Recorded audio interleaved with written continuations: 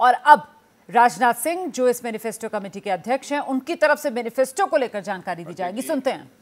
सबसे पहले तो मैं आपको धन्यवाद देना चाहता हूं कि आपने इस संकल्प पत्र समिति की अध्यक्षता का दायित्व मेरे ऊपर सौंपा और मुझे इस बात का हर्ष है, संतोष भी है कि मोदी जी के नेतृत्व में हमने देशवासियों से किया गया हर वादा पूरा किया है।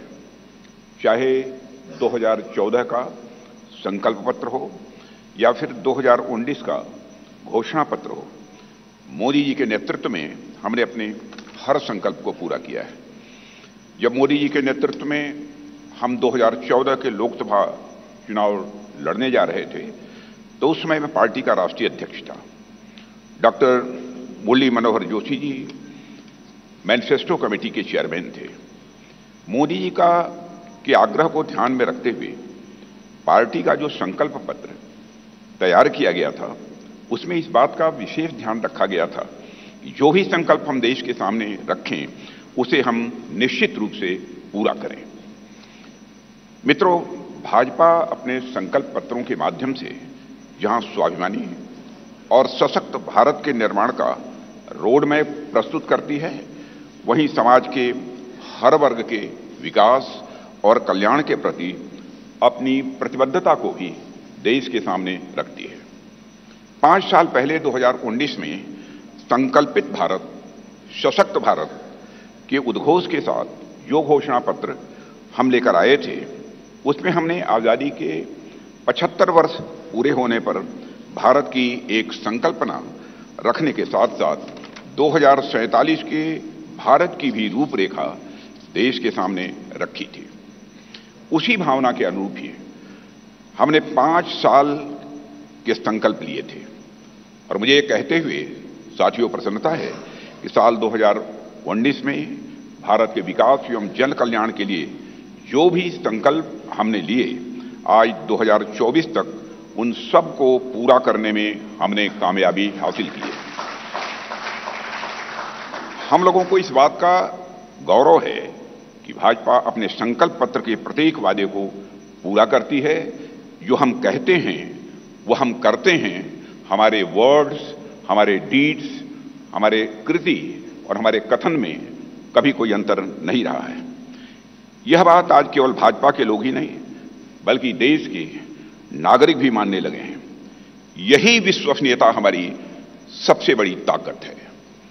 हमने जम्मू और कश्मीर से धारा 370 समाप्त करने की बात कही थी। आज धारा 370 समाप्त हो चुकी है। हमने महिलाओं के लिए विधायी संस्थाओं में 33% आरक्षण की बात की थी।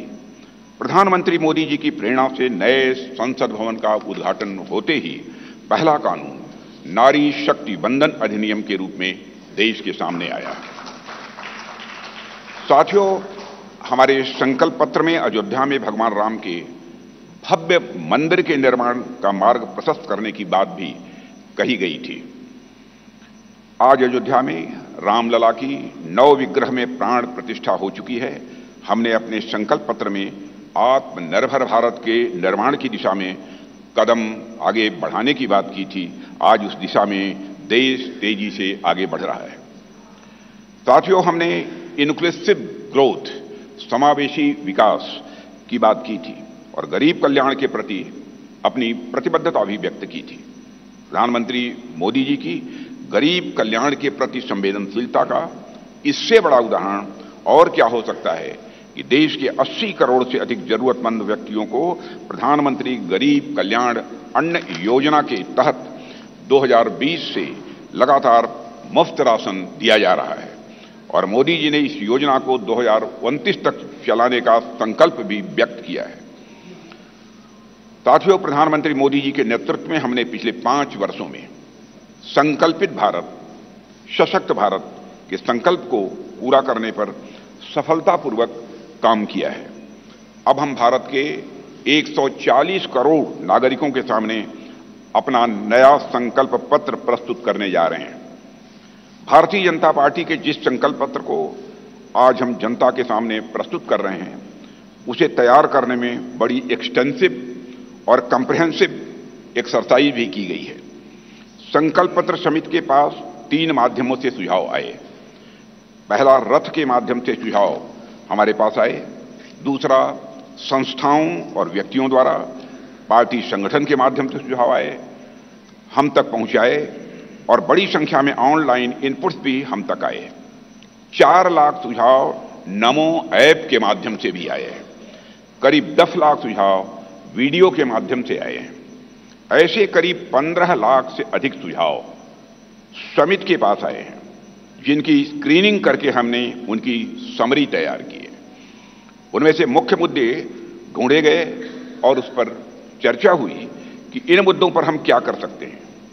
इस बात पर भी विचार हुआ कि हम जो संकल्प लेंगे उनके फाइनेंशियल इम्प्लीकेशंस क्या होंगे। यह विषय केंद्र का है या राज्य सरकारों से जुड़ा है या समवर्ती सूची का है।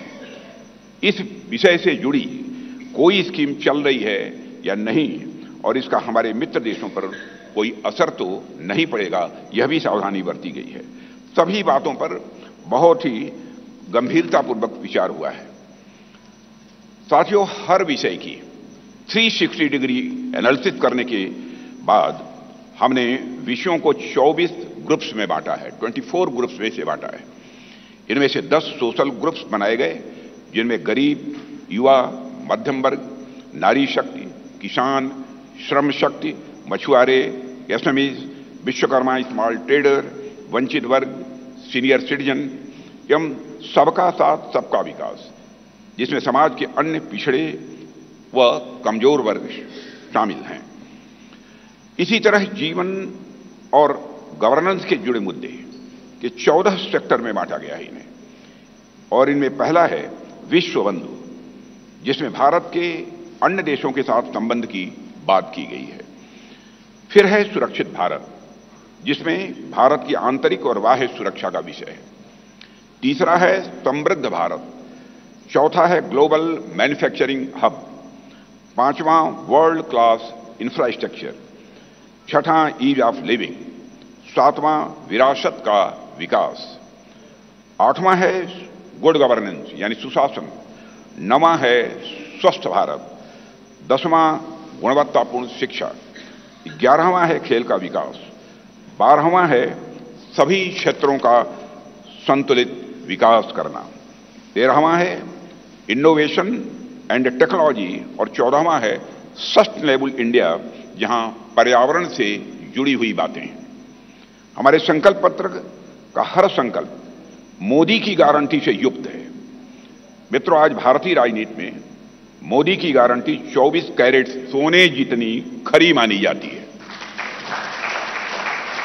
इसलिए मुझे कहने में रंच मात्र भी संकोच नहीं है कि हमारा संकल्प पत्र भारत ही नहीं, दुनिया के राजनीतिक दलों के मैनिफेस्टो के लिए एक गोल्ड स्टैंडर्ड है।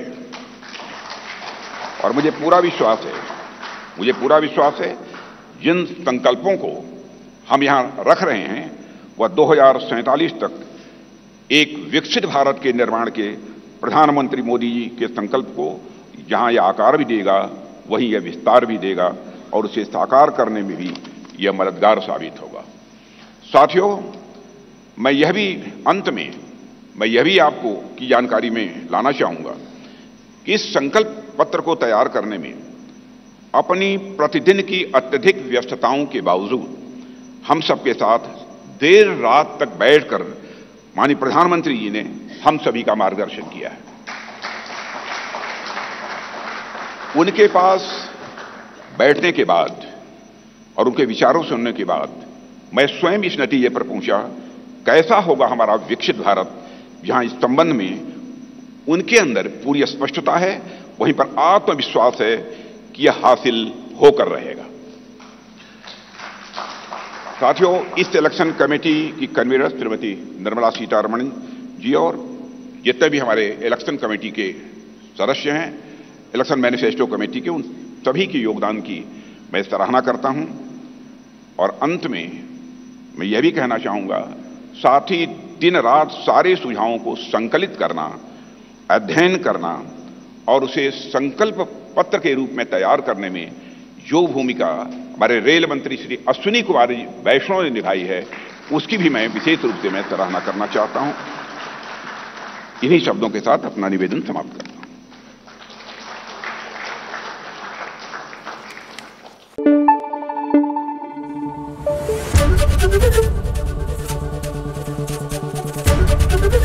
एबीपी न्यूज आपको रखे आगे।